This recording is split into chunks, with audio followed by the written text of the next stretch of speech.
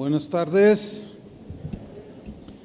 No hay casualidades ni coincidencias en Cristo. ¿Cuántos creen eso?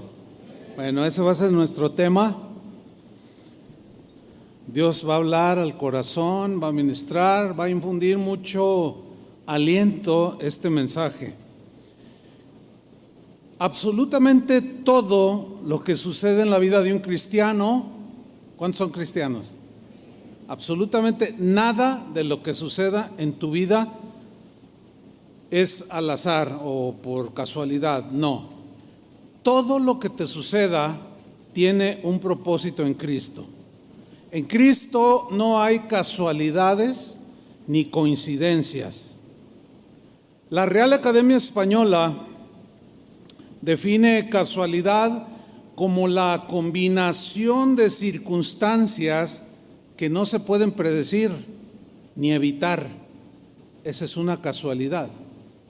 Coincidencia, la Real Academia Española dice que son eventos, sucesos que pasan a un mismo tiempo, en una misma ocasión. Dios, en su soberanía, controla cada evento, cada suceso en la vida de sus hijos.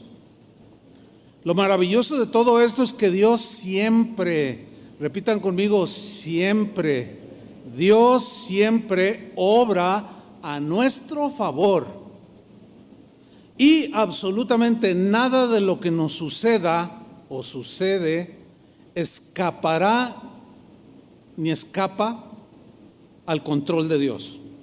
Por consiguiente, nada de lo que vivimos o experimentamos sucede por casualidad, nada, o por coincidencia, no existen en Cristo.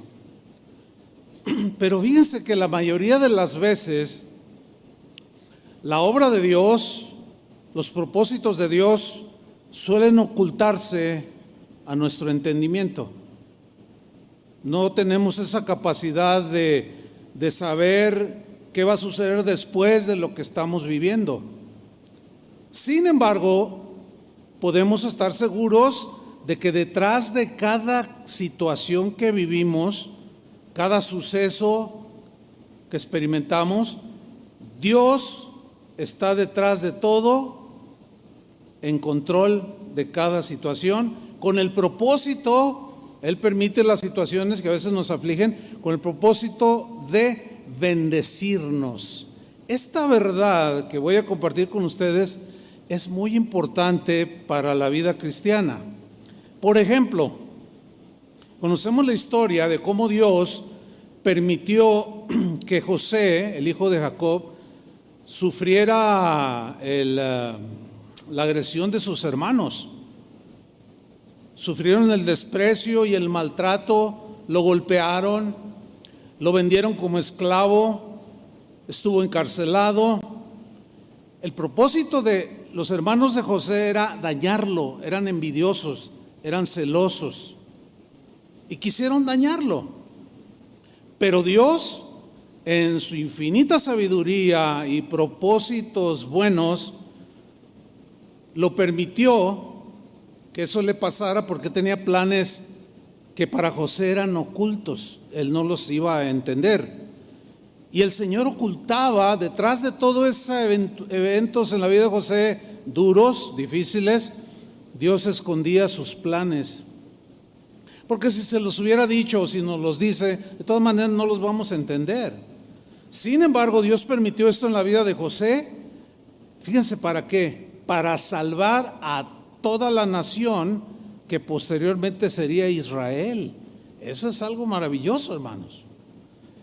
José, una vez que ya está establecido en Egipto como el primer ministro, bueno, resulta que sus hermanos que le habían querido hacer daño, llegaron a Egipto pidiendo comida y José los reconoce, ellos a José no, pero él se revela a ellos y se asustan porque seguramente pensaron, hasta aquí llegamos, nos va a quitar la vida por lo que le hicimos. Pero José no era vengativo. Y en ese momento él se revela y les dice algo que nos muestra cómo al paso de todos esos eventos difíciles en su vida, al final los entendió. En el momento no, pero guardó su boca y al final los entendió. En Génesis 50, versículo 20, les dice a sus hermanos: vosotros pensasteis mal contra mí, ustedes quisieron dañarme, me agredieron, no me quieren, quisieron dañar mis emociones, mi corazón, romperlo en 1000 pedazos. Ustedes pensaron mal contra mí, pero fíjate la segunda frase: mas Dios, ¿qué hizo Dios? Lo encaminó. O sea, todas esas circunstancias que él vivió, las encaminó, las dirigió a bien. En otra traducción dice: Dios transformó ese mal en bien. Otra traducción dice: pero Dios quiso convertirlo en bien. Y otra traducción dice: pero Dios cambió ese mal en bien. Y continúa diciendo José: para hacer lo que vemos hoy. Y aquí está, él ya lo había entendido.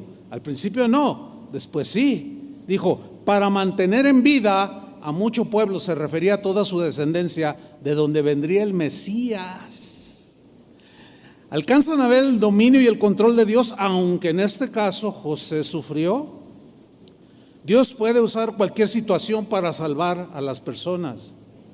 Déjeme contarle una historia que yo viví hace muchos años, unos 45 años más o menos. Yo tenía poco en el Señor. Me mandaron a predicar a una misión que había en la iglesia donde estaba ministrando mi esposa y yo. Y agarramos la carretera y empezó a llover. En una curva patinó el auto, íbamos en un Volkswagen de esos escarabajos, así les llaman en Sudamérica, y patinó el auto y empezó a hacer trompos, a girar.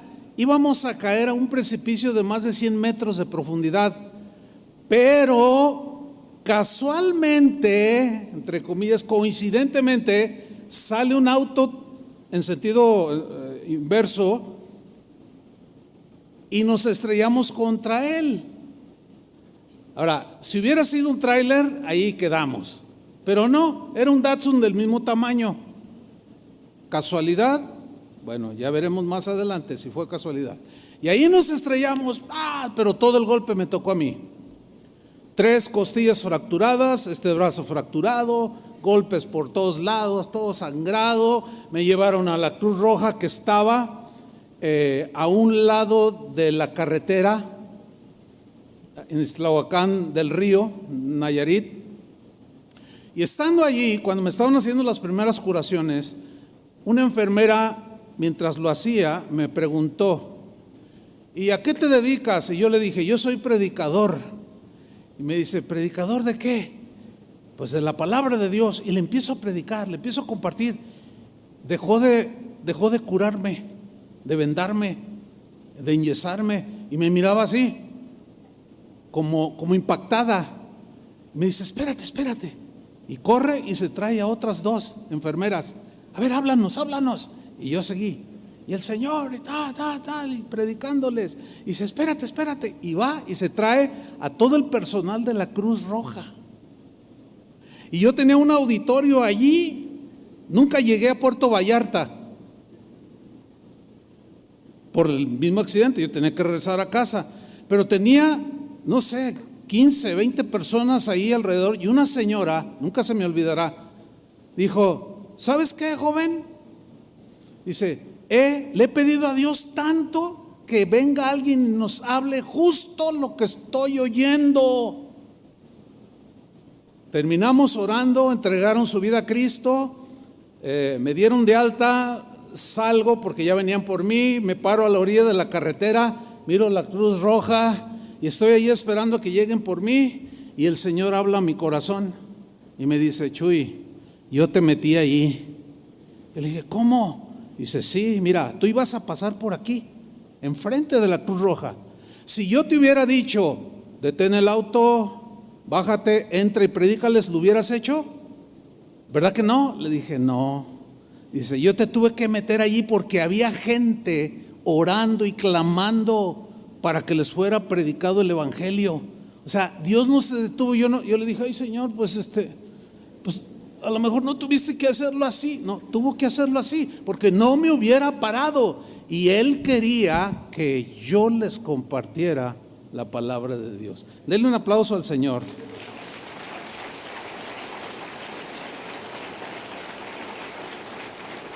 Amén. Así trabaja Dios, hermanos. Así trabaja el Señor. El apóstol Juan, en su evangelio, nos habla de una historia muy interesante, de un hombre que había nacido rico. Y no fue ciego, perdón. Aunque rico en fe. Ya le compuse, ¿verdad? Un hombre que había nacido ciego. Desde su nacimiento él no veía. Y Juan narra esta historia, pero no fue una casualidad, no fue una coincidencia de que Jesús junto con sus discípulos se encontraran a este hombre ciego. Porque miren lo que sucedió, Juan 9:1. Dice, al pasar Jesús vio a un hombre ciego de nacimiento y le preguntaron sus discípulos diciendo, Rabí, ¿quién pecó, este o sus padres, para que haya nacido ciego? Es decir, los discípulos creían que había nacido ciego por el pecado de sus padres o el pecado de él. Este no había sido el caso. Hay ocasiones en que sí, esa es la razón, pero este no era el caso. Yo quiero que noten que los discípulos ignoraban el propósito, el plan que Dios tenía con ese ciego, que ya conocía desde antes de que naciera incluso. Porque Jesús le respondió en el versículo 3, no es que este pecó, o no que pecó este, ni sus padres, no, sino, o sea, nació ciego para que las obras de Dios se manifiesten en él. Fíjate. En la versión del lenguaje sencillo dice, nació así para que ustedes vean, o sea, los discípulos, cómo el poder de Dios los sana. Ese era el único propósito que Dios había permitido. A lo mejor sus padres lloraron toda su vida, el mismo niño nunca había visto y a lo mejor se preguntaba por qué había nacido ciego. Fíjense, Dios tenía todo bajo control para enseñarle una lección a sus discípulos, que aprendieran que para Dios no había nada imposible. En la versión Dios habla hoy, la misma frase dice, fue más bien para que en él, o sea en el ciego, se demuestre lo que Dios puede hacer. Dios puede hacer cualquier cosa en cualquier circunstancia. Él es el Todopoderoso, nada se le atora. Me gustó en una ocasión que estábamos en una hora, estábamos orando y una jovencita dijo, Señor, gracias porque a ti no se te atora nada. Gracias porque a ti no se te hace bolas nada. Es un lenguaje bien sencillo. Y yo me reí, pero dije, pero es que sí es cierto. O sea, al Señor no se le hace bolas el engrudo, como decimos. No, Él tiene todo perfectamente bajo su dominio. En la versión Palabra de Dios para Todos, la misma parte de este texto dice, este hombre nació ciego para que Dios pudiera mostrarles un milagro. Entonces, cada situación puede ser algo que Dios preparó para hacer un milagro en ti. ¿Están entendiendo? Aunque no lo entiendas en ese momento, posteriormente lo entenderás. Los enemigos de Jesús lo llevaron a la muerte, una muerte muy, muy injusta, muy dolorosa. Sin embargo, detrás de esa muerte que Dios el Padre permitió, inclusive podemos decir que dadas las circunstancias, en su sabiduría planeó, acomodó todo, tenía un plan tras un plan, un propósito. ¿Cuál era ese propósito? Salvarnos de la condenación del infierno. Al permitir que su Hijo inocente de todo pecado llevara en sí mismo, clavado en una cruz, el pecado de todos nosotros. Dice 1 Corintios 2:7, el apóstol Pablo en la versión Palabra de Dios para Todos, aquí él dice algo tan profundo. Síganme en la lectura. Dijo Pablo: lo que enseñamos, que era el Evangelio, es la sabiduría, escuche, secreta de Dios. ¿Sabiduría qué? Secreta. O sea, no todos la saben, ni la comprenden, ni la tienen. Lo que enseñamos es la sabiduría secreta de Dios, que ha estado oculta desde el comienzo del mundo. El propósito de Dios es usar esa sabiduría para nuestra gloria o para nuestra salvación. Era la sabiduría del Evangelio, ¿sí?, que Jesús selló en la muerte en una cruz. Dice el versículo 8: y ninguno de los gobernantes de este mundo la entiende, esa sabiduría. No la entienden, porque si la hubieran conocido, no habrían crucificado al glorioso Señor, porque lo odiaban. Y si ellos hubieran sabido que si lo mataban iba a sellar y a lograr y alcanzar nuestra salvación, no lo hubieran matado de esa manera. ¿Me explico? Pero Dios, que sabía y conocía las intenciones, lo llevó todo a bien para la salvación del mundo. Eso es maravilloso, hermanos. Ahora, el mismo apóstol Pablo, en su caminar con Cristo, entendió este principio que yo hoy les estoy compartiendo. Miren lo que dijo, que realmente es extraordinario. Lo que él dice es asombroso, dadas las circunstancias en las que él estaba viviendo en ese momento. Él estaba en la cárcel de manera injusta, solamente por predicar el Evangelio. Muchos están justamente en la cárcel pagando sus delitos, pero él no había hecho nada más que predicar el Evangelio. Pero los enemigos de Dios lo encarcelaron porque odiaban a Cristo, odiaban su mensaje. Ahora, a cualquiera que encarcelan, justa o injustamente, es una situación nada agradable, pero creo que se torna peor cuando es de manera injusta y hay muchas lágrimas. Pero yo no hice eso, yo no lo maté, yo no robé, me están acusando falsamente. Pablo era inocente, no era culpable de ningún delito y estaba en la cárcel. Sin embargo, como entendí este principio, miren lo que dijo Filipenses 1:12. Él está en la cárcel cuando escribió esta carta, y dijo: hermanos, escribió, quiero que sepáis que en realidad lo que me ha pasado, es decir, el que lo hayan metido a la cárcel, lo que me ha pasado ha contribuido al avance del Evangelio. ¿Cómo? Sí, o sea, es decir, el hecho de que me hayan tomado preso, Dios lo permitió porque tenía en sus planes que el Evangelio llegara aún a los guardias, a la gente del palacio, del gobernador, a los altos magistrados. Y la única manera que Dios consideró posible es permitir que lo metieran a la cárcel para que él les predicara el Evangelio. Y resultó lo que nosotros decimos, le salió el tiro por la culata.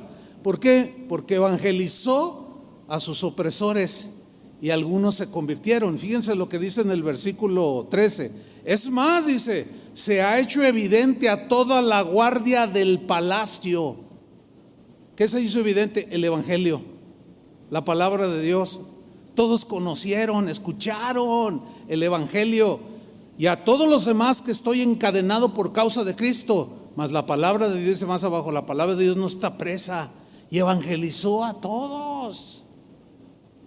Ahora fíjate, yo quiero que notes esto. En medio de su aflicción, estar en una cárcel que no había aire acondicionado, que no había comida suficiente, lleno de ratas, maloliente, húmedo, aquel lugar, una situación terrible que en las prisiones de aquel tiempo. Sin embargo, Pablo dice, el hecho de que me hayan metido a la cárcel redundó en la salvación de varios soldados, de varios magistrados. y avanzó el evangelio, pero lo entendía. Ahora, en ese momento que él estaba viviendo, a lo mejor era un secreto para él, porque Dios estaba permitiendo. Pero lo que vemos es que ellos no decían cosas, no blasfemaban, porque sabían, de alguna manera podían intuirlo, de que Dios, cualquier situación que ellos vivieran, la iba a tornar en beneficio, en bien, en bendición. Ese es el tema central de este mensaje. En Mateo 10, versículo 29, Jesús habla de cómo Él se preocupa aún en los mínimos detalles, en las cosas más pequeñas, que también por supuesto están bajo el control de Dios. Mateo 10, 29, Jesús dijo: ¿acaso un par de pajaritos no se venden por unos centavos? La respuesta es sí. Pero ni uno de ellos cae en tierra, o sea, se le termina la vida sin que lo permita vuestro Padre. O sea, lo que está diciendo allí Jesús es todo, hasta el mínimo detalle. Si está Dios mismo al pendiente de unas avecitas, de unos pajaritos que valen unas cuantas monedas, ¿cuánto no estará aún de las cosas más pequeñas, de las grandes que a ti te pueden parecer gigantescas, pero aún de las más pequeñas, hermanos? Eso es extraordinario, eso es maravilloso. Ahora, todos sabemos que el pecado trajo a la humanidad consecuencias muy dolorosas. Trajo enfermedad, desastres naturales, hubo un desajuste en la naturaleza, muerte, etcétera. A pesar de todo esto y más, Dios no ha perdido el control, ni lo perderá. Siempre lo ha tenido. Lo que sucede es que Él nos creó con la capacidad de decidir. Y Dios, las decisiones que tú tomes, las tomas tú. Si son a favor de Él, con Él y para Él, bienvenido. Y si son de rechazo y odio hacia Él, Él no te va a forzar. Él te dio esa capacidad de elegir entre lo bueno y lo malo. El problema es que es cuando elegimos lo malo. Entonces, suceden muchas cosas que nos traen consecuencias negativas, pero en el caso de nosotros los cristianos, aún y a pesar de nuestros errores, Dios, por amor a nosotros y en su omnipotencia, siempre toma esas cosas negativas o malas, trabaja con ellas de manera imperceptible, incomprensible para nosotros, y las vuelve para bien, como lo estamos viendo. Ahora bien, cuando nos suceden cosas que Dios permite, lo más normal, humanamente hablando, es que nos afligimos, ¿verdad que sí? Nos turbamos, nos desesperamos, nos desconcertamos y podemos caer en más errores. Al desconcertarnos, al no entender lo que el Señor está haciendo, la cosa se complica cuando un cristiano no tiene la mínima idea de esto, nunca ha escuchado un mensaje como esto. Al contrario, escucha mensajes que dicen que si tú eres hijo de Dios, todos tus problemas se van a arreglar, que a ti no te puede pasar nada malo, y eso hermanos, eso no es el evangelio. La Biblia dice que sí que habrá tribulaciones, aflicciones, pero nada nos separará del amor de Cristo. Entonces nos asegura que las vamos a pasar, pero no todos saben que Dios, eso que estemos viviendo, lo va a traducir en bendición. Y surgen preguntas: ¿por qué a mí, Señor? ¿Por qué me tuvo que pasar a mí? ¿Por qué esta enfermedad tan dolorosa? Señor, ¿por qué tanto sufrimiento para mi papá, para mi mamá, para mi hijo? Son preguntas humanas, el Señor las entiende. Y bueno, por lo menos yo quiero compartirles 3 respuestas que responden a estas preguntas de por qué esa enfermedad de mi mamá o de mi papá o de mi hijo, de mi abuelo, o por qué esta situación tan complicada, tan dolorosa, tan desesperante. Número uno, nos pasan cosas a los cristianos y a los no cristianos. Este tipo de cosas. ¿Por qué? Porque vivimos en un mundo caído. Es decir, el pecado descompuso todo el orden de Dios. Y al vivir en un mundo caído, desajustado, corrompido, aparecieron las enfermedades del cuerpo. Y estas enfermedades pueden alcanzar a cualquier ser humano, cristiano y no cristiano. Por ejemplo, Pablo era un hombre de fe y sin embargo, él dice que Dios permitió un aguijón en su vida, un mensajero de Satanás que lo abofetee, que lo haga sufrir. Él le dolía en su cuerpo. Era un hombre de fe, por lo cual echa por tierra eso de que ni a alguien que sea cristiano nunca le pasa nada de ese tipo. No, eso es mentira. Vivimos en un mundo caído, pero Dios tenía un propósito en el caso de Pablo. Era trabajar en su carácter. Y dice el mismo Pablo que él le pidió al Señor: Señor, quítame este dolor, quítame este aguijón, quítamelo. 3 veces le rogó y Dios le dijo que no, y terminó diciéndole: que te baste mi gracia, Pablo. Y Pablo lo aceptó porque él sabía que al final Dios iba a sacar algo bueno de esa situación dolorosa que él estaba viviendo. ¿Y saben qué sacó de él? Lo mejor del carácter de Cristo: paciencia, misericordia, empatía hacia el dolor con los demás. O sea, Dios trabajó de una manera tremenda, permitiendo algo que le dolía. Hace, no sé, un año, mi esposa comenzó a tener ciertas molestias. La llevé con una doctora y le dijo: ¿sabe qué, señora? Usted necesita una operación, necesita que le estirpen la matriz. Y bueno, ya nos informamos, la mandó a hacer unos análisis, y en esos análisis, cuando la estaba revisando, ella hizo una mueca así como de sorpresa y dijo: ay, ¿sabe qué? Mire, estoy viéndolo aquí, le voy a pedir que se haga otros exámenes para certificar algo que no me está cuadrando aquí. Y la llevé otra vez a que se hiciera otros exámenes. ¿Y saben qué resultaron los exámenes? Un tumor canceroso en su seno izquierdo.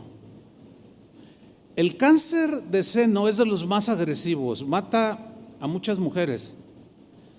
Entonces, cuando nos dan ya el diagnóstico claro, yo vi a mi esposa y le dije: ¿cómo te sientes? No, pues Dios tiene todo en control. Ahora, si ella hubiera sido una mujer que no conoce esto y que pues no conoce a Dios o qué sé yo, hubiera entrado en una desesperación y seguramente me hubiera contagiado. ¿Qué voy a hacer? Me voy a morir, porque era de muerte. El asunto es, fíjense, que cuando ya nos dimos cuenta, dice: ¿sabe qué? En lugar de la matriz hay que tratar este tumor canceroso. Aquí en la congregación hay una doctora, se llama Ruth, no sé si ande por ahí. Bueno, ella es hija de una pareja que Dios me dio el privilegio de declararlos como marido y mujer. Los casé ante el Señor, y a su hija la presentamos aquí. A mí me tocó presentarla al Señor y orar por ella cuando era una bebé. Pues esta niña creció y hoy es una oncóloga, es una doctora. Y nos acordamos de ella y le dijo: oye, vamos a ver a Ruth. Y le hablamos: no, vénganse ahorita. Y cuando ve todos los estudios, dice: ¿saben qué, pastores? Sí, es un tumor maligno, pero hay algo extraordinario aquí. Dijo: está en el momento justo. Si ustedes hubieran venido un mes después, 2 semanas, qué sé yo, Dice, hubiera estado bien complicado porque está en el momento exacto para ser extirpado y yo la voy a operar. Y ella la operó y quedó absolutamente con 0 cáncer. Ahora, para nosotros no fue una coincidencia.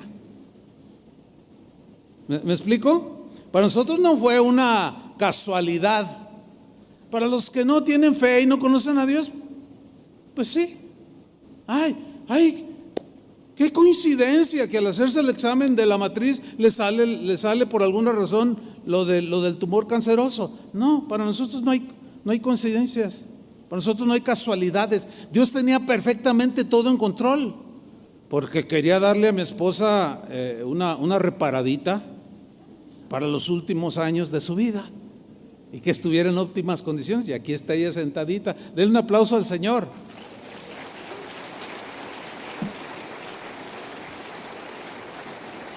Así trabaja Dios. Nada se le escapa, no se le olvide, para que no se desespere. ¿Y ahora qué voy a hacer? Y se arranque todos los cabellos. La segunda respuesta al por qué es porque Dios te está preparando para hacerte crecer en la fe. Es decir, prueba tu fe, prueba tu obediencia. Un ejemplo emblemático es el de Abraham, que tuvo un hijo por el cual esperó 25 años para que naciera. No llegaba y finalmente llegó. Y cuando era un adolescentito, un niño, Dios le dijo: toma a tu hijo Isaac, a tu único, y ofrécemelo en sacrificio. Y Abraham no dudó. Eso es lo impactante en la vida de Abraham. No dudó, aunque con todo el dolor de su corazón y con un nudo en su garganta, tomó al niño, subió al monte, lo puso en el altar y estaba a punto de sacrificarlo. Y Dios le dice: Abraham, yo sabía que tú ibas a responder bien. Nada más estaba probando su fe. A veces Dios te pondrá en situaciones para probar tu fe. Acuérdate de Abraham. Acuérdate de Abraham.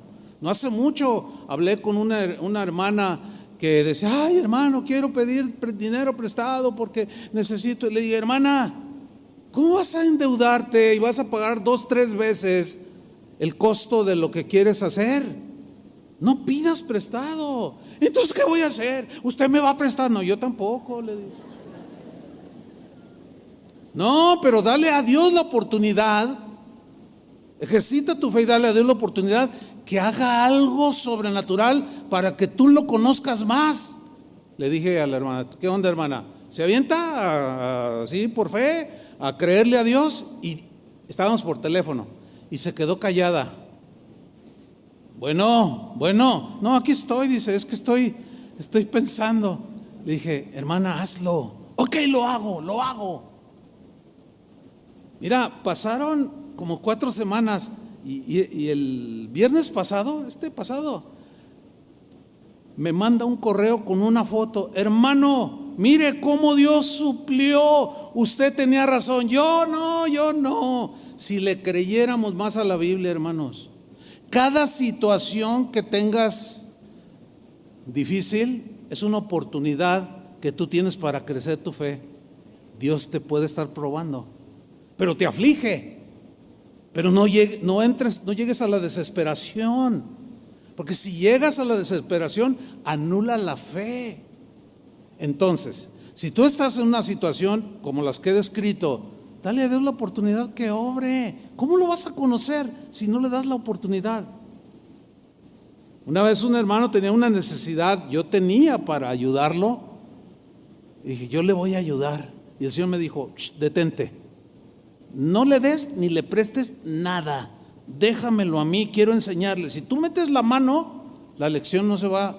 No quiero que intervengas. Y yo entendí. O sea, porque la Biblia dice: si ves a tu hermano que tiene necesidad, pues no cierres tu corazón y ayúdale. Eso dice la Biblia, ¿no? Entonces, pues si yo soy cristiano, pues eso trato de hacer. Pero Dios me dijo en este caso: no, déjalo. Déjalo que no tenga en quién agarrarse, para que aprenda a conocerme a mí y tomar mi mano y creer en mí.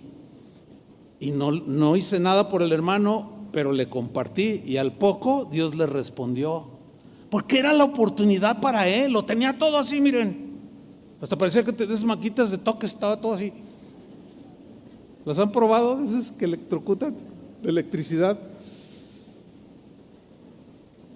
Y la tercera respuesta es que Dios puede estar disciplinándonos por desobedientes, porque transgredimos sus principios, su palabra, porque estamos actuando de maneras que no son agradables a Él. Por consiguiente, Él extiende su disciplina, pero esa disciplina duele, que se puede manifestar de diversas maneras. En Hebreos 12, versículo 11, en la versión al día, aquí dice algo sobre la disciplina. Pónganme mucha atención, síganme la lectura. Dice el escritor de la carta a los Hebreos lo siguiente: ciertamente, o sea, con seguridad, sin lugar a dudas, ninguna disciplina, ninguna que venga de Dios, ninguna disciplina en el momento de recibirla parece agradable. Pues no. Es como cuando tú disciplinas al niño y dices, ay, me dolió. Pues sí, ese es el propósito, que le duela. ¿Ah? Toda la disciplina duele, todo castigo duele. Pero dice aquí, en el momento de recibirla no parece agradable, sino más bien penosa o dolorosa, como dice otra versión.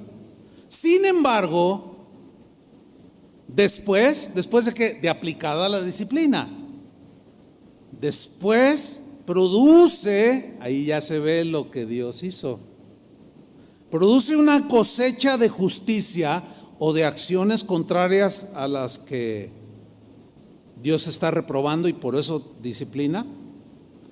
Produce una cosecha de justicia y paz. La paz es en el corazón, en el espíritu. Justicia y paz se cosecha para quienes han sido entrenados en la disciplina. Por eso dice en el mismo pasaje, hijo mío, no desprecies la disciplina del Señor.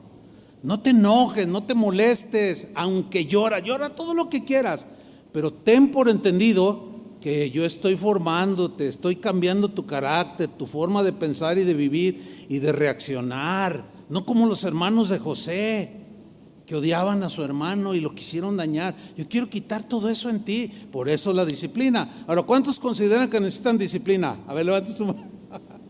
Aunque no la levantes. Órale. Déjenme contarles una experiencia. Un día amanecí que me sentía terrible, como que mis pensamientos, así como que me sentía como flotar, muy mal, raro. Pasó la mañana y empecé con escalofríos, una cosa bien fea. Entonces le dije a mi esposa, ¿sabes qué? Me siento muy mal. Y le llamamos a un hermano que es doctor. Y vino a verme a la casa. Y me dijo, ¿sabes qué? Tienes unos síntomas que parece esto, pero para descartar y dar con exactitud, hasta estos estudios. Fuimos al laboratorio, nos hicieron un montón de estudios y no le hallaban. Y yo estudios y yo mal. Y nada. No, o sea, me recetaban medicina y nada. Entonces un día, como al segundo tercer día, estaba yo ya acostado, estaba solo, mi esposa estaba en la cocina y hablé con el Señor. Le dije, Señor, ¿por qué estoy así? Si quieres decirme por qué estoy así, está bien, Señor. Si no, pues yo sé que tú tienes todo bajo tu control. Y me dijo, sí, te voy a decir. Y su voz internamente la sentí seria, fuerte, pero a la vez tierna. Me dijo, te voy a decir por qué tuve que hacer esto. Te estoy disciplinando porque te he dicho varias veces que hagas esto, que tenía que ver con el desarrollo de la congregación, es decir, la administración de la congregación, etcétera, etcétera, ¿no? No puedo entrar en detalles. Cosas que él me dijo claramente que las hiciera, que todo pastor debe de hacer. Y por alguna razón yo no lo hice, pues por desobediente, para que me entiendan, ¿no? ¿Por qué? Porque a lo mejor consideré, fíjense, así somos los humanos, que mis planes o mis maneras eran mejores que las de él. Esto es muy, muy común que nos suceda, y me sucedió a mí. Entonces me dice, y estás ahí, te tuve que tumbar, así me dijo, y que estuvieras boca arriba y que voltearas al cielo para entonces poderte yo hablar y repetirte lo que quiero que hagas. Y yo entendí, le dije, ay, sí, Señor, perdóname, Señor, sí, no, lo hago, lo voy a hacer, Señor. No tengo la menor duda, ya tengo la convicción, no voy a hacer nada más, lo voy a hacer, Padre. Entonces le digo, Señor, bueno, yo sé que esto es una disciplina. Y me dice, bueno, si ya tienes la convicción y todo, dice, te voy a decir qué es lo que tienes, así como lo oye, hermano. Yo sé que para los escépticos, aunque sean cristianos, hay un montón de escépticos que dicen, ay, ¿a poco Dios te habla? Ah, no, está tapado de la boca, Dios, ¿verdad? Está tapado. Bueno, y me dijo, te voy a decir qué es lo que tienes, y tú se lo vas a decir al doctor, y te van a poner la medicina exacta y ya te vas a levantar. Así me dijo. Mire, si me creo, no me interesa. Es la verdad, no me interesa. Pero así sucedió. Entonces viene otra vez el doctor, me llevan otra vez para otros estudios y el Señor me dijo, dile qué es lo que tienes. Ahora, para eso el Señor me dijo, lo que tienes son amibas en el hígado. Yo dije, ay, Señor, ¿amibas en el hígado? Tienes amibas en el hígado. Le vas a decir a los doctores qué es lo que tienes. Y ya llego, me están haciendo otros estudios y nada, yo así titubeaba, fíjense nomás, porque pues suena rarísimo, ¿no? ¿Cómo? Pues, no eres doctor. Pero entre esos dos doctores, uno era cristiano, el doctor Barbosa, algunos lo conocen. Y le dije, oye, doc, acércate. Él es cardiólogo, pero él estaba allí, siempre nos atiende muy bien. Que Dios lo bendiga, doctor Barbosa. Le digo, oye, doc, acércate. Dice, dime, pastor. Le digo, ¿puedes creer que Dios me dijo qué es lo que tengo? Y le hizo así. O sea, no pudo disimular, porque pues, él es médico y yo no soy médico. Y le digo, ¿dudas de que Dios me dijo? No, bueno, no, claro. Le digo, mira, te voy a decir lo que Dios me dijo. Me dijo que tenía amibas en el hígado. Le hizo así. Doctor, un radiólogo, por favor pásale el escáner aquí, que no sé qué, o sea, en el hígado. Y empezó, o sea, lo hizo el doctor Barbosa, y empezó, y yo mismo estoy viendo la pantalla, pero pues yo no sé interpretar. Entonces estaba, no, nada, y el radiólogo le dice al doctor Barbosa, oiga, doctor, yo ya le hice un escaneo del hígado y no, está limpiecito el hígado, está en óptimas condiciones. Dice, no, pero otra vez, doctor, por favor. Dice, hasta le dijo, acuérdese quién soy yo, así le dijo. O sea, ese era el mejor radiólogo de aquí de Guadalajara. O sea, no era cualquier hoja de estafiate. Entonces cuando le dice, vuélvalo a pasar, así como que el orgullo le picó, ¿no? Dice, bueno, está bien, y empieza a pasarlo. No, nada, pásalo otra vez, por favor, no, le decía ahí. Y luego, no tiene nada en el hígado, pásalo otra vez. Pero mira, por este lado, hazle aquí y presionas un poco. Y luego, espérate ahí. ¿Estás viendo lo que yo? No puede ser que se me haya pasado. ¿Saben qué? Tenía un absceso de amibas en el hígado. Dios me dio el diagnóstico, lo crean o no, porque hay muchos incrédulos. Ay, ¿quién son? Mire, así como lo oye, hermano. Ahora, ¿por qué cuento esto? Porque son sucesos, episodios que yo he vivido y puedo ver la disciplina de Dios, puedo ver el cuidado de Dios y puedo ver un montón de cosas de cómo Él tiene todo bajo control. Ahora, Él lo hizo así conmigo porque yo soy alguien especial. No, soy igual que usted. con los mismos defectos, con las mismas situaciones. También me pongo triste, también a veces me molesto, a veces no le hago caso al ujier. No se cree, no, yo respeto.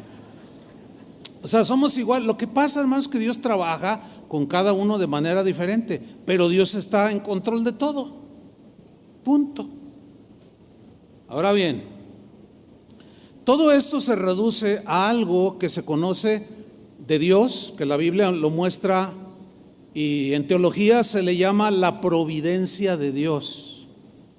¿Qué es la providencia de Dios? Es un atributo que solo Dios tiene, porque es Dios todopoderoso, que obra de manera silenciosa, misteriosa, de manera invisible. No lo captamos, no lo podemos ver en las situaciones de sus hijos, pero siempre con el propósito de bendecirnos. Aunque a veces nos duela, como a mí me dolió la disciplina, me sentía muy mal, Es decir, la providencia de Dios nos habla del gobierno que Él tiene sobre todas las cosas, y al tener ese gobierno, Él mueve, acomoda las circunstancias a su voluntad y a su propósito. Ahí es donde ya a mí en lo personal se me cruzan los cables. ¿Y cómo le hace, Señor? Pues aunque te lo diga, no me vas a entender, porque Él es Dios y Él sí puede hacerlo. Yo difícilmente pongo 2 cables de electricidad. Ahora imagínense toda una madeja así. No, pues ¿cuándo? Pero los expertos pueden manejar un montón de cables. ¿Los ha visto? Y le ponen aquí, oye, ¿no te vas a electrocutar? Y se ríe. Y no te preocupes, pastor. Es que hay un hermano así, y agarran los cables de todos colores y sabores, y luego agarran, y yo me retiro. Digo, no voy a soltar el chispazo. No le pasa nada porque tiene habilidad. Y uno se sorprende, oye, qué tremendo él. No, pues sí, la experiencia, pastor. Imagínate a Dios. Si tú individualmente eres una madeja, eres una bola de líos.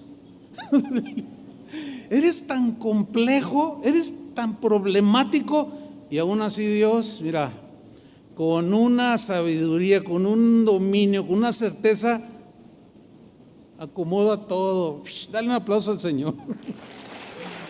Aleluya.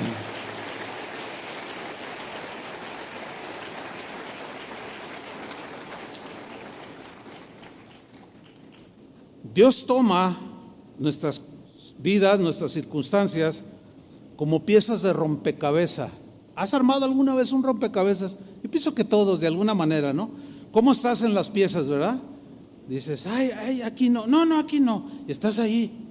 Y el Señor sabe dónde va cada pieza. Y el Señor acomoda todo. Estaba aquí y estaba acá. Cuando tú terminas de armar el rompecabezas, te encuentras, por ejemplo, con una figura de un pavo real o de un paisaje muy bonito, y dices, ay, mira qué bonito. Pero cuando está ahí todas las piezas revueltas, no se ve nada. Bueno, el Señor toma esas piezas como del rompecabezas de nuestra vida y las acomoda donde Él ya sabe. ¿Me estoy explicando? ¿Están entendiendo la analogía?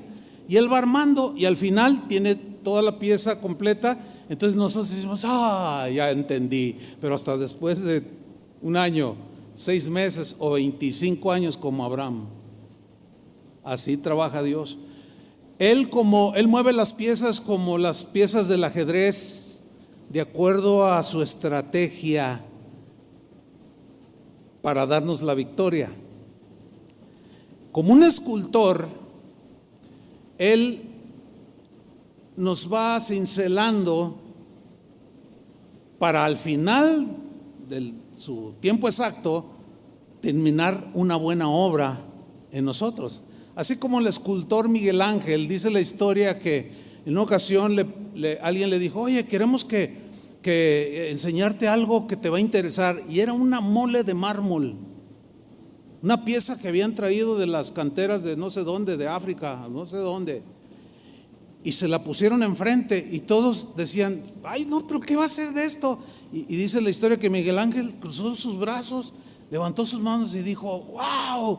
¡Qué tremendo! ¡Qué cosa tan maravillosa! Y todos veían una piedrota, pero él no. Él miró una de sus obras más grandiosas que están en los museos guardadas y dijo: ¡qué maravillosa está esta piedra! Los demás decían: no tiene forma, está bien dura, ¿qué va a ser? O sea, no se imaginaban las habilidades de Miguel Ángel como escultor. Tampoco nos imaginamos la habilidad que Dios tiene para cincelar, ir formando y ve uno a veces a los demás o a uno mismo. Un hermano en la mañana me dice: hermano, sí, dígame, hermano. Dice: ¿me deja darle un abrazo? Sí, claro, mujer. Y lo abracé, pues con todo y COVID, venga, gloria. Pues, me pide un abrazo, ni modo, ay, nada. Y lo abracé al hermano y me dice: ay, es que oro por usted para que Dios lo siga usando para formarnos. Y yo dije: ay, mira, pues yo seré el cincel en la mano de Dios. ¿Y quién es el martillo? Toño. Saludos a Toño, que está recuperando del COVID. Y bueno, Dios nos usa también. ¿Está entendiendo hacia dónde estamos yendo? Entonces, la providencia de Dios habla de su cuidado. Todo lo prevé. Nada se le ay, oye, al arcángel Gabriel: oye, Gabriel, ¿qué pasó con este? Pues no sé, tú eres el Señor. Ay, se me fue. No, ¿cómo? Dios nunca nada lo va a agarrar desprevenido. Entonces, cuando se habla de la providencia de Dios, se habla de su cuidado, de su guía. Él acomoda todo para dirigirnos, etcétera, etcétera. Él usa todas las circunstancias, los eventos, aún del pasado, aún la situación más terrible que hayamos vivido. Si nosotros somos entendidos en esto, que Dios siempre obrará a nuestro favor, va a sacar algo bueno. Algunos se quedan estancados, desgraciadamente, en el pasado, y los veo como amarrados, o están como amarrados, como clavados en una estaca, no se mueven de ahí. Es que cuando yo era niño, es que cuando yo era una muchachita me hicieron esto, y ya tienes 50 años y todavía estás clavada allí. O sea, no has entendido que esa situación dolorosa quizás Dios la permitió para que aprendieras a perdonar. Fíjate nada más. Y el perdonar te hace bien a ti, ¿sí o no? Te hace bien a ti, hace bien al perdonado o al ofensor, le hace bien. Y eso le agrada a Dios. Por consiguiente, cada situación, por más negativa que te parezca, Dios la permitió, y en su providencia acomodará todo para al final hacerte bien. Así trabaja Dios. Ahora, la gente no creyente o la gente escéptica niegan lo que nosotros creemos. Nosotros inclusive llegamos a decir: esto es milagroso, sucedió un milagro, porque no creemos en las coincidencias ni en las casualidades. Pero la gente que no cree en Dios o es escéptica, que niegan lo milagroso, a lo único que les alcanza para decir respecto de alguna situación como las que yo les he mencionado como testimonio, ellos dicen: fue una coincidencia. Así dicen, ¿no? ¿Los ha oído? Dicen: no, eso fue una coincidencia. Otros dicen: no, eso fue una casualidad. Todo tiene explicación. Científicamente. Científicamente, está bien.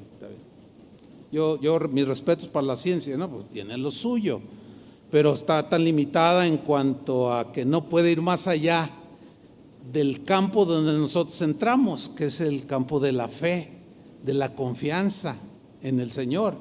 Otros dicen: no, qué suerte. Otros dicen: no, fue los azares del destino, dicen.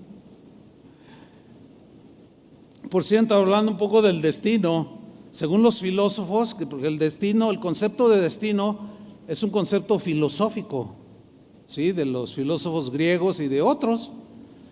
Y una definición de destino es el concepto por el cual una persona cree, o sea, que cree en el destino.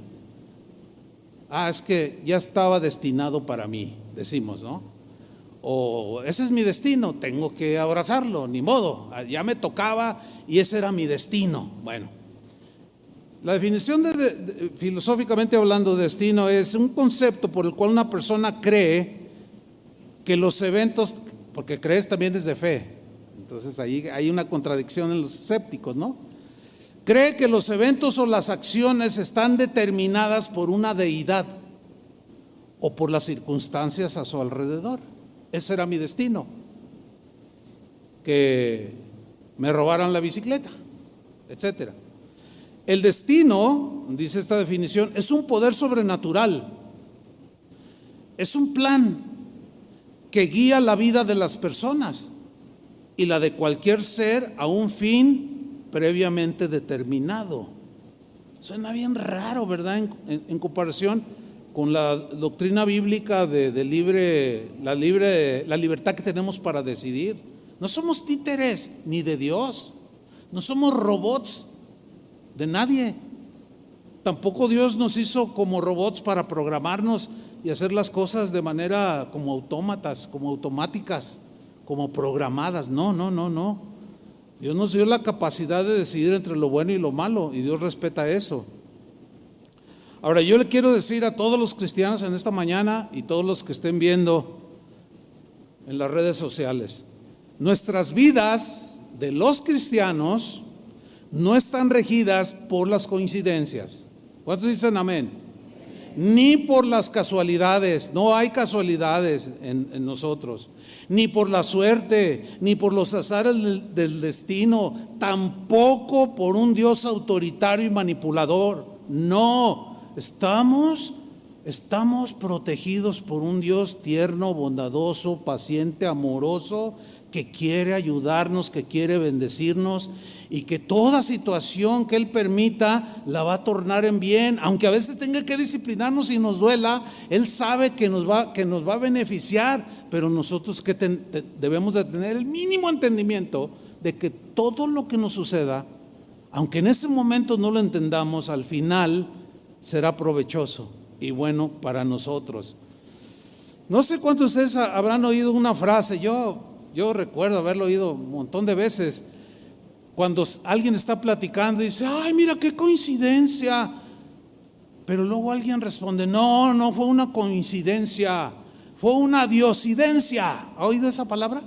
¿Cuántos la han oído?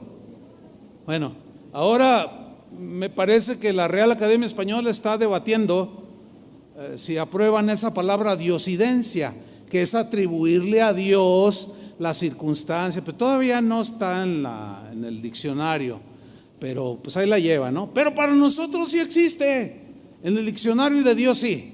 Para nosotros las diosidencias sí son reales. Miren, las diosidencias, por llamarles de esa manera, ¿no? Para hacer la contraparte de coincidencias, o sea, Dios incidió en lo que me pasó, tuvo que ver, no estoy a la deriva, como la definición del azar, son cosas que suceden, que no se planearon, que sucedieron así nomás y que no hay rumbo, no hay nada. No, imagínense todo. Bueno, aunque a veces hay cristianos que parece que así están, que no tienen rumbo, que no saben ni qué onda. No, hermano, ubíquese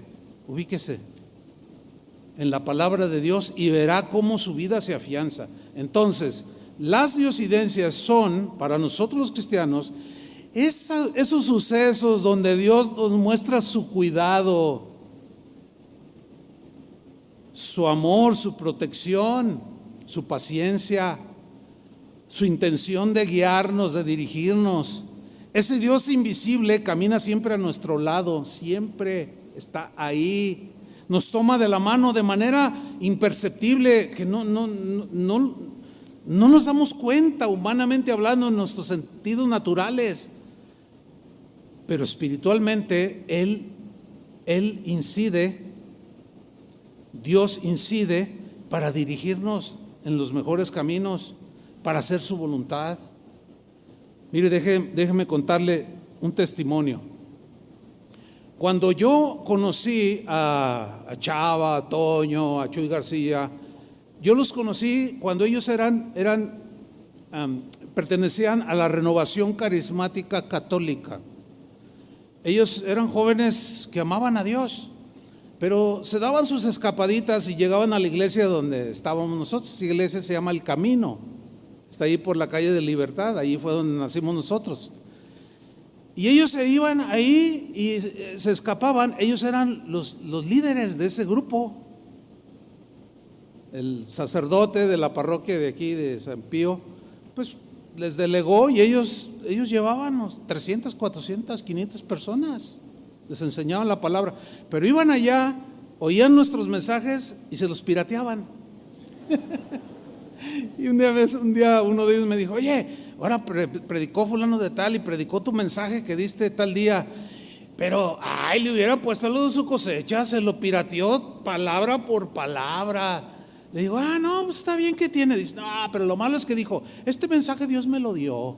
Dice: no, ahí sí echaste mentiras, me lo copiaste, te lo pirateaste, pero está bien, no hay problema. Bueno, estos jóvenes un día, los expulsaron de la iglesia católica por su hambre de Dios, y un día fueron a buscarme a donde yo estaba.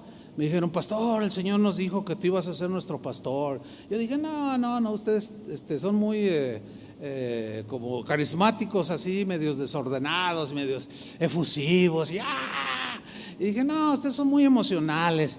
Pero resulta que al poco Dios me dice: sí, con ellos vas a empezar una casa, una iglesia, una congregación. Era contundente, confirmado el llamado y la voz de Dios en mi esposa y en mí. Bueno, para ese entonces ellos habían dejado de asistir. Yo no sabía dónde vivía Chuy García, no sabía dónde vivía Chavapar, no sabía dónde vivía ninguno. Un domingo como este domingo, de hace casi poquito más de 40 años, el pastor oró por nosotros para que Dios nos bendijera. Y ya oraron por nosotros y todo. Entonces yo le dije: ok, Señor, pero ¿y dónde los encuentro? No sé dónde viven, ¿a quién le pregunto? Y yo empecé: Señor, ¿cómo le voy a hacer? Al siguiente día, un lunes, yo fui al centro de la ciudad a hacer algo. Voy caminando ahí por la de Tolsá, Enrique Díaz de León, pero así rumbo al centro. Entonces yo voy rumbo al norte y quiero girar a mi izquierda y me topo exactamente así, casi nos golpeamos con Eduardo Sánchez, que él ya está en la presencia del Señor. Él era pues el principal líder de los carismáticos de ese grupo. Él era como el líder de todos y apuntaba para ser un pastor con el tiempo. Pero bueno, el Señor tuvo a bien llevarlo y está ahora con el Señor. Pero me lo topo de frente y yo no podía creer, hermanos. O sea, estaba yo impactado y le digo: ¿qué haces aquí? Y me dice: ¿tú qué haces aquí? Pues yo caminando. ¿Y tú? No, pues yo le dije: mira, yo voy allá a tal lugar, pero no sé por qué di vuelta a la izquierda. Pero a la vez dentro de mí dije: Señor, no, o sea, ¿dónde lo iba a encontrar? Me lo topé. ¿Coincidencia? Mira qué coincidencia, tototota. Vean, y 200 congregaciones. Qué coincidencia, qué casualidad, ¿no? ¿Ustedes creen eso? Por supuesto que no. Nuestras vidas están dirigidas. Y de allí surgió de ese encuentro: oye, quiero hablar con ustedes porque el Señor me habló. Gloria a Dios. Y en ese mismo día nos reunimos, iniciamos Casa de Oración hace 40 años. Así trabaja Dios, hermanos. Yo quiero que le den otro aplauso al Señor.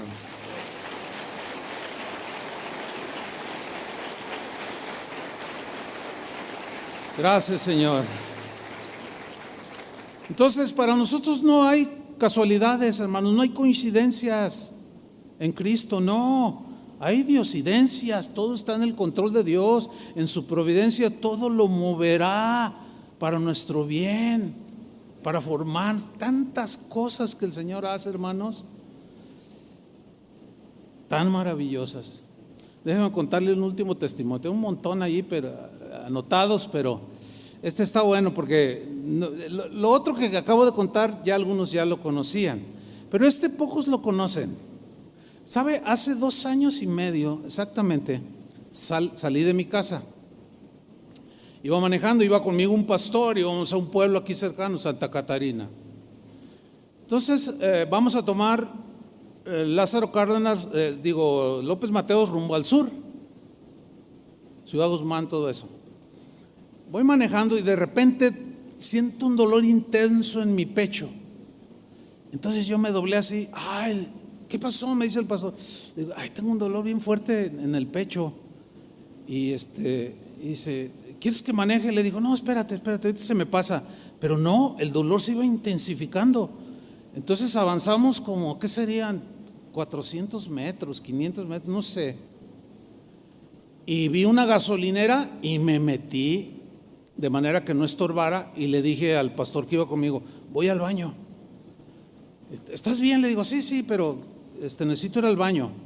Pero no era para hacer mis necesidades, sino para ver qué onda.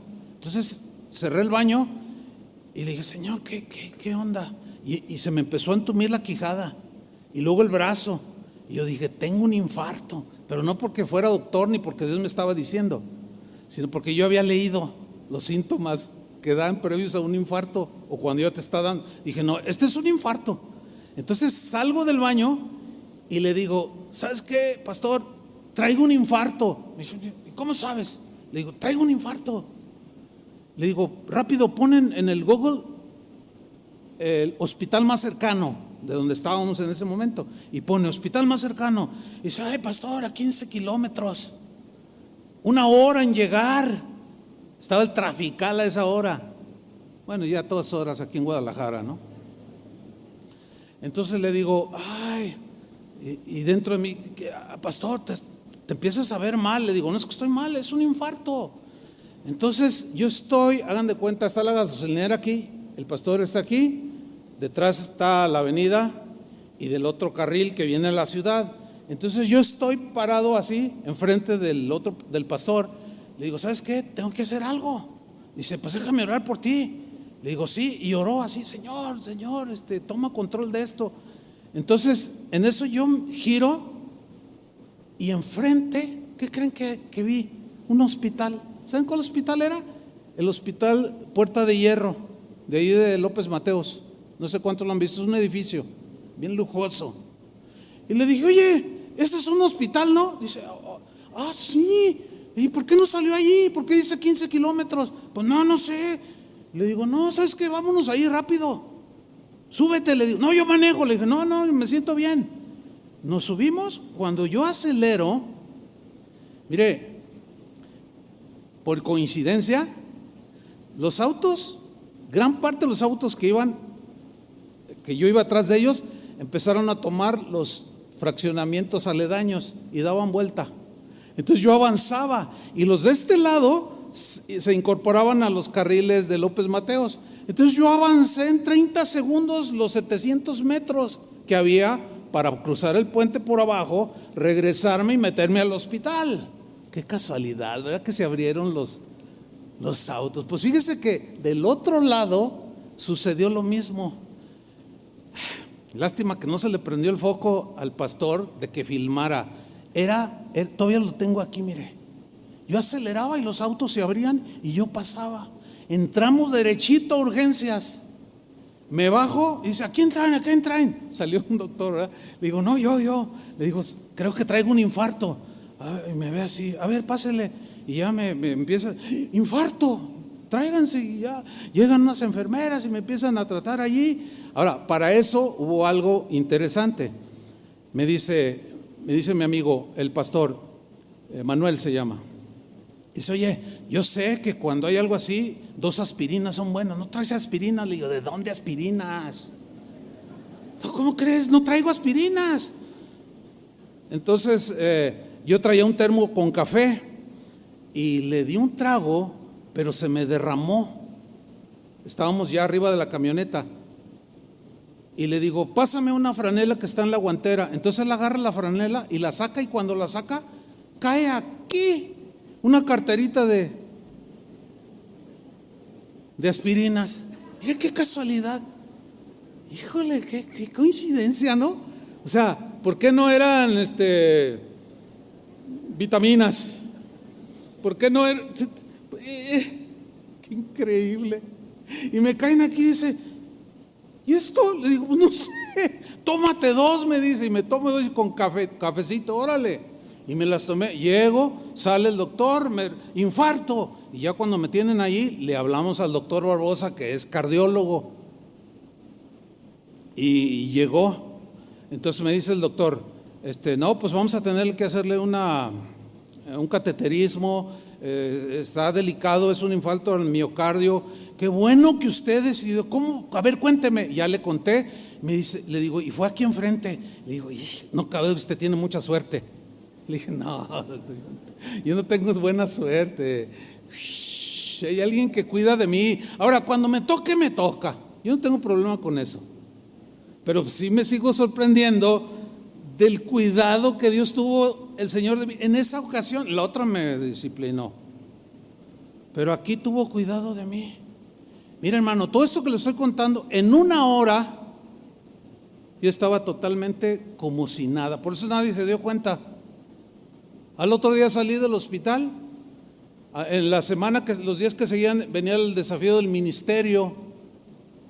Y yo andaba aquí, fui el maestro de ceremonias, prediqué y nadie se dio cuenta. Por eso no pedimos oración, porque ni chance nos dio de pedir oración. Pero Dios cuidó de cada detalle. Y todavía al final, pues la cuenta en el hospital Puerta de Hierro es el hospital, creo que es de los más caros de la ciudad. Y el doctor Barbosa me dijo, híjole, si hubiera, bueno, dice, mira, yo te hubiera llevado a un hospital pues, que te hubiera salido en unos 160,000 pesos. Porque aquí, ay, pastor, dice, pues agárrate, porque a lo mejor. Le dije, no, ¿cuál es la preocupación? Pues si el Señor me metió aquí, el que pague. Pues sí, ¿no? ¿O no? Yo ni me preocupé. Entonces, ya llega Toño Ortiz, le digo, oye, voy a ver la cuenta para ver cómo le hacemos. Y luego ya llega, ya pagué. Y luego, oye, ¿cuánto cobraron? Y dice, ¿qué crees? Cobraron 80,000 pesos. Y el doctor Barbosa dijo, ¿qué? ¿Cómo? Y el doctor, el de allí, dice, es que es pastor. Me dijo que era pastor y ahora en diciembre pasado tuvimos una promoción de no sé qué y le vamos a aplicar el descuento. Y salió mucho más barato que donde me iba a meter el doctor. Hasta en eso, hermanos.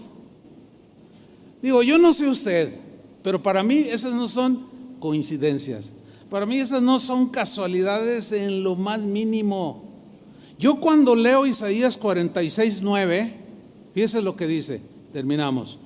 Dice, Isaías 46:9 en la versión al día, recordad las cosas pasadas. Se refiere a que Israel debía recordar, no olvidarse de cómo Dios los había obrado en el pasado con ellos, pero ya se les había olvidado. Que no se le olviden aún los mínimos detalles que Dios hizo en usted.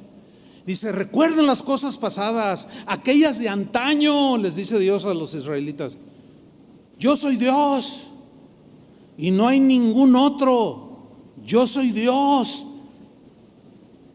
y no hay nadie igual a mí.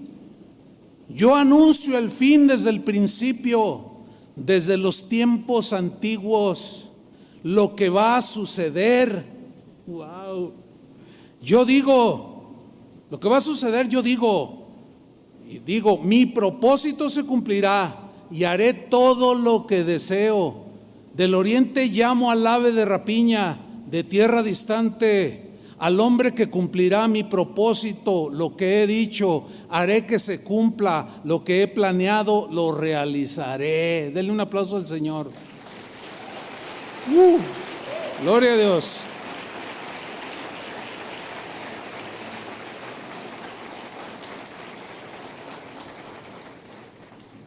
lo más asombroso de esto es que no solo en las cosas grandes Dios tiene cuidado de nosotros en su providencia y todo lo ayuda para bien, aún en los mínimos detalles, hermanos. Jesús dijo que los pajarillos, 2 pajarillos valen unas cuantas monedas. Sin embargo, Dios se preocupa por ellas y las alimenta. ¿No hará con ustedes más? Ustedes valen más que ellos.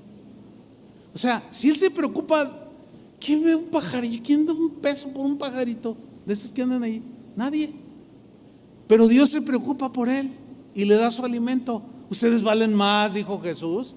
Y los discípulos recibían esa enseñanza y les impactaba. Sí, hermano, nada más que tengamos cuidado, no nos olvidemos de cómo Dios ha obrado aún o puede obrar no solo en las cosas grandes, sino en los pequeñísimos detalles como los de la avecita. ¿Me da chance de contarle un último testimonio? No, también ya tengo hambre y ya quiero irme a descansar.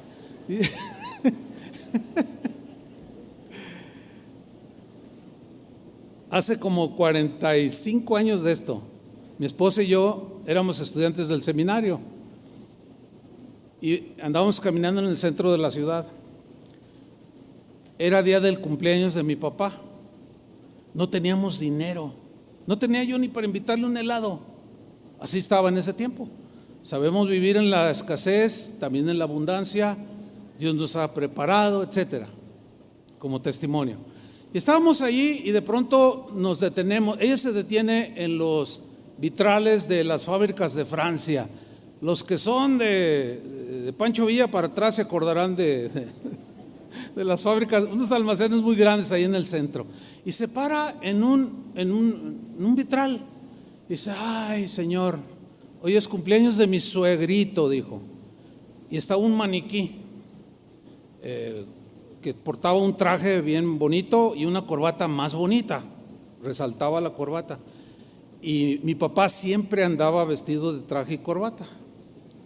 Y dice mi esposa: ay, Señor, ¿cómo me gustaría regalarle esa corbata a mi suegrito? Pero no tengo dinero. Pero tú suples, tú suplirás. Y yo la oí, ¿no? Y veo el costo de la corbata, 180 pesos. En aquel tiempo, era caro en aquel tiempo. Y le digo: bueno, pues que el Señor te dé, porque pues yo no tengo. No, dice: el Señor suple, el Señor. Ella siempre ha sido una mujer de fe. Y bueno, pues en el nombre de Jesús, ya vámonos. Y seguimos caminando. Como a los 20 pasos, de pronto la llevo así de la mano y se suelta.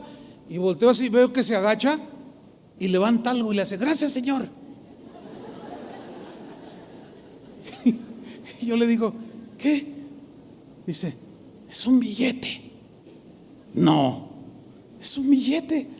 A verlo. Y lo abre así y era un billete de 200 pesos, hermano. Y luego dice: mira. Y yo, pues bien apantallado, ¿no? Qué rápido le contestó. Y luego dice: 20 pesos de mi diezmo y 180 pesos para la corbata de mi suegrito. Y se metió y le compró la corbata. Y llegamos a la iglesia, guardó su diezmo y lo dio. Hermanos, en las mínimas cosas, ahí Dios se ha manifestado. Nada más que algunos son malagradecidos y no lo reconocen. Y eso no está bien. Toda bendición, toda buena dádiva es de arriba del cielo para nosotros. Amén. Dios, hermanos, es un Dios que no hay como ninguno otro en el universo. Ninguno como nuestro Dios, que promete que a los que le aman todas las cosas les ayudan a bien. Esto es, a los que conforme a su propósito son llamados. Dios no permite la casualidad porque no existe. Además, todo el universo es gobernado por Él. No hay coincidencias en el funcionamiento del universo. Todo está controlado con la palabra de su poder. Toda nuestra vida está llena de sucesos buenos y malos, sí, pero están totalmente controlados por Dios. No hay casualidades ni coincidencias en Cristo. No, lo que hay es un maravilloso y tierno cuidado que nosotros hoy podemos llamar diosidencias. Denle un aplauso al Señor. Amén. Póngase de pie. Pero no deje de aplaudir. Gracias, Señor. Ahora levanta tus manos al Señor y agradécele. Él ha sido bueno, Él ha sido bueno. Pero a veces se opaca su bondad porque nos centramos mucho en nosotros. Pero no olvidemos que todo obrará para bien. Lo que estés pasando es una oportunidad que tú tienes para crecer en tu fe, para darle la oportunidad que Él te muestre la guía, qué es lo que debes hacer. Y cada acontecimiento estará dirigido por el Espíritu Santo de Dios que habita en ti. Así es que no hay razón para estar amargados o resentidos con Dios, aunque estés pasándola difícil, de verdad. No creo que nadie la haya pasado tan mal como Job. Sin embargo, al final de su vida estuvo súper bendecida y quedó Job en la historia como un hombre digno de imitarlo. Así es que, Señor, muchas gracias por tu palabra. Gracias, Señor, porque hemos sido a veces desconsiderados y hemos sido descuidados, y en lugar de agradecerte nos quejamos. Pero, Señor, tú eres paciente aún en una circunstancia así. Queremos pedirte perdón, Señor, y gracias por la oportunidad que tenemos de escuchar tu palabra y que nuestros corazones sean alentados, animados a continuar, sabiendo que aún un pajarillo no cae a tierra si el Padre no lo permite, que aún todos los cabellos de nuestra cabeza están contados, que los mínimos detalles, por más pequeñitos, ahí estás tú detrás de ellos. En el nombre de Jesús, recibe nuestra gratitud, Padre. Queremos adorarte y bendecirte y terminar esta reunión con un corazón desbordante, Señor, de gozo, de alegría y de agradecimiento. En el nombre de Jesús.